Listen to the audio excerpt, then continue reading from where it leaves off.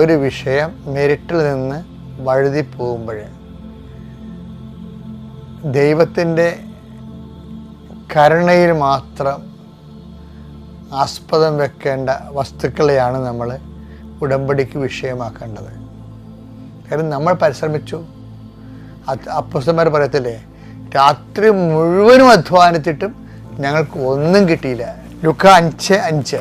ശിമയോൻ പറഞ്ഞു, ഗുരു രാത്രി മുഴുവൻ അധ്വാനിച്ചിട്ടും ഞങ്ങൾക്കൊന്നും കിട്ടിയില്ല. എന്തൊരു ഡബിൾ ട്രാജഡിയാണ്. രാത്രി മുഴുവനും അധ്വാനിച്ചിട്ടും ഞങ്ങൾക്ക് ഒന്നും കിട്ടിയില്ലെന്നാണ്. രണ്ട് ഡബിൾ നെഗറ്റീവ് കയറി വന്നിരിക്കുകയാണ്. അപ്പൊ അതിനുള്ള ഈ ഡബിൾ നെഗറ്റീവിനെ പോസിറ്റീവ് ആക്കാൻ എന്താ മാർഗം? എങ്കിലും നീ പറഞ്ഞതനുസരിച്ച് ഞാൻ വലയിറക്കാം. അതാ, അപ്പൊ പറഞ്ഞതനുസരിച്ച് അതാണ് അവൻ പറയുന്നത് പോലെ ചെയ്യുക. അപ്പൊ ഉടമ്പടിയുടെ അന്തസ്സത്ത അതാണ്. കാര്യം രാത്രി മുഴുവനും അധ്വാനിച്ചിട്ടും ഒന്നും കിട്ടാതെ വരുമ്പോൾ പരിശ്രമിച്ച് പരാജയപ്പെടുമ്പോൾ മനുഷ്യൻ്റെ ലാസ്റ്റ് ഓപ്ഷനാണ് ഉടമ്പടി. എന്താണ്? നീ പറഞ്ഞതനുസരിച്ച്.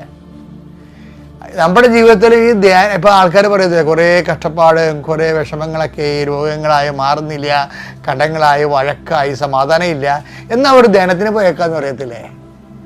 പോയിച്ച് പറയുമ്പോൾ എല്ലാം ശരിയാവെന്ന് പറയില്ല. അതെന്താ ശരിക്കും പറഞ്ഞാൽ ഇതാണ്.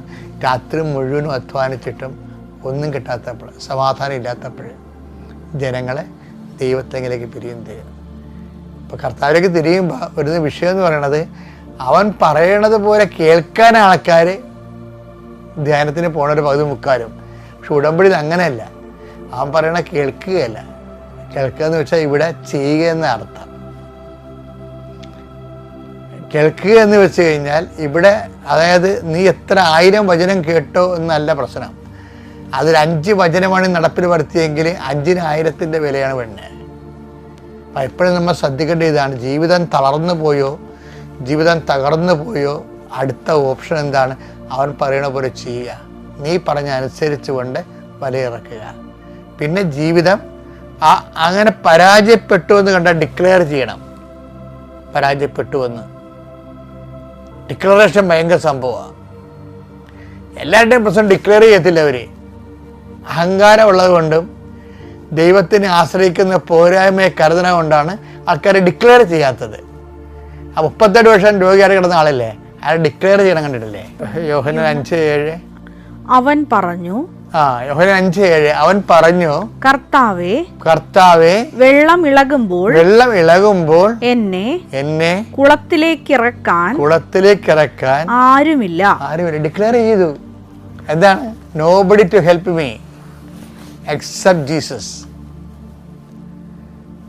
അത് ഡിക്ലെയർ ചെയ്ത്. ഇതുപോലെ തന്നെ നമ്മുടെ ജീവിതത്തിൽ നമ്മൾ മസിൽ പവർ, മണി പവർ, അങ്ങനെ പല പവറില്ലേ, പല പവർ കൊണ്ട് നമുക്ക് നടക്കാതെ വരുമ്പോൾ നമ്മൾ ചെയ്യേണ്ടത് ഡിക്ലെയർ ചെയ്യണം. അല്ല പിന്നെ അവിടെയും പറഞ്ഞുകൊണ്ട് താൻ ബാധി ദൈവം ബാധി എന്ന് പറയരുത്. കാര്യം ചില സമയത്ത് ജീവിതം ഫുൾ ആൻഡ് ഫുൾ ദൈവം തന്നെയായിരിക്കും. അല്ല ചിലപ്പോൾ നമ്മൾ 50% നമ്മളും 50% ദൈവം എന്ന് പറയരുത്. ഡിക്ലെയർ ചെയ്യണം. ഐ ആം 0 എന്ന് പറഞ്ഞിട്ട്, കർത്താവേ നീ ഈ വിഷയത്തിൽ ഇടപെട്ടില്ലെങ്കിൽ ഇനി എൻ്റെ ജീവിതം മുന്നോട്ട് പോകത്തില്ല എന്നാണ്. അത് ഭയങ്കരമായ ഒരു